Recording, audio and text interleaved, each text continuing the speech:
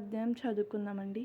నరులు భూమి మీద విస్తరింపనారంభించిన తర్వాత కుమార్తెలు వారికి పుట్టినప్పుడు దేవుని కుమారులు నరుల కుమార్తెలు చక్కని వారిని చూచి వారందరిలో తమకు మనస్సు వచ్చిన స్త్రీలను వివాహం చేసుకునిరి. అప్పుడు యెహోవా, నా ఆత్మ నరులతో ఎల్లప్పుడూ వాదించదు, వారు తమ అక్రమ విషయములో నరమాతృలై ఉన్నారు. అయినను వారి దినములు 127 ఏండ్లగునెను.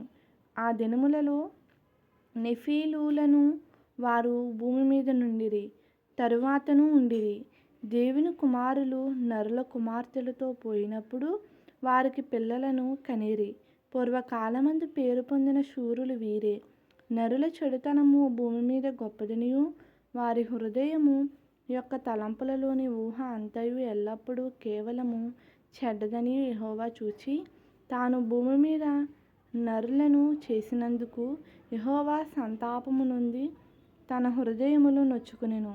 అప్పుడు యెహోవా, నేను సృజించిన నరులను, నరులతో కూడా జంతువులను, పురుగులను, ఆకాశ పక్ష్యాదులను భూమి మీద నుండకుండా తుడిచివేయుదును.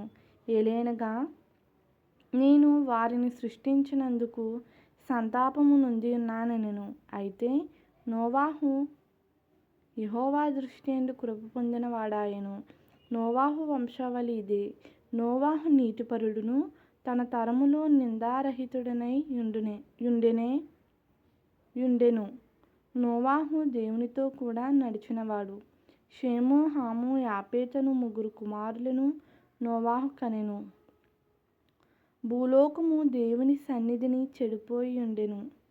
భూలోకము బలాత్కారములో నిండియుండెను. దేవుడు భూలోకమును చూచినప్పుడు అది చెడిపోయి ఉండెను.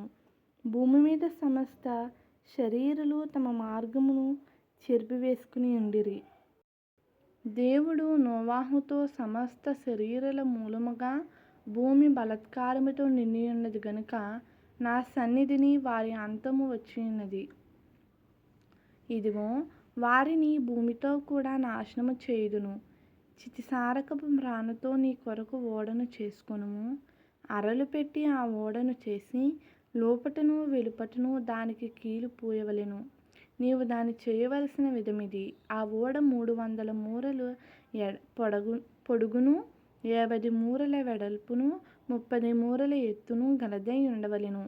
ఆ ఓడకు కిటికీ చేసి పైనుండి మూరెడు క్రిందికి దాని ముగించవలెను. ఓడ తలుపు దాని ప్రక్కన ఉంచవలెను. క్రింది అంతస్తు, రెండవ అంతస్తు, మూడవ అంతస్తు గలదిగా దాని చేయవలెను. ఇదిగో, నేనే జీవవాయువు గల సమస్త శరీరులను ఆకాశము క్రింద నుండకుండా నాశము చేయుటకు భూమి మీదికి జల ప్రవాహము రప్పించుచున్నాను. లోకమందున్న సమస్తమును చనిపోవును. అయితే నీతో నా నిబంధన స్థిరపరచుదును. నీవును, నీతో కూడా నీ కుమారులను, నీ భార్యయు, నీ కోడన్లును ఆ ఓడలో ప్రవేశింపవలెను. మరియు నీతో కూడా వాటిని బ్రతికించి ఉంచుకొనుటకు సమస్త జీవులలో అనగా సమస్త శరీరుల యొక్క ప్రతి జాతిలో నీవి 2 చొప్పున నీవు ఓడలోనికి తేవలెను. వాటిలో మగదియు ఆడదియు నుండవలెను. నీవు వాటిని బ్రతికించి ఉంచుకొనుటకై వాటి జాతుల ప్రకారము పక్షులలోను, వాటి జాతుల ప్రకారము జంతువులలోను, వాటి జాతుల ప్రకారము నేలను ప్రక్క వాటన్నిటిలోను ప్రతి జాతిలో 2 చొప్పున నీ యొద్దకు అవి వచ్చును. మరియు తినుటకు నానా విధములైన ఆహార పదార్థములను కూర్చుకొని నీ దగ్గర ఉంచుకొనుము. అవి నీకును వాటికిని ఆహారమగునని చెప్పెను. నోవాహు అట్లు చేసెను. దేవుడు అతనికి ఆజ్ఞాపించిన ప్రకారం యావత్తు చేసెను. ఆమేన్. అందరికీ మరణాత.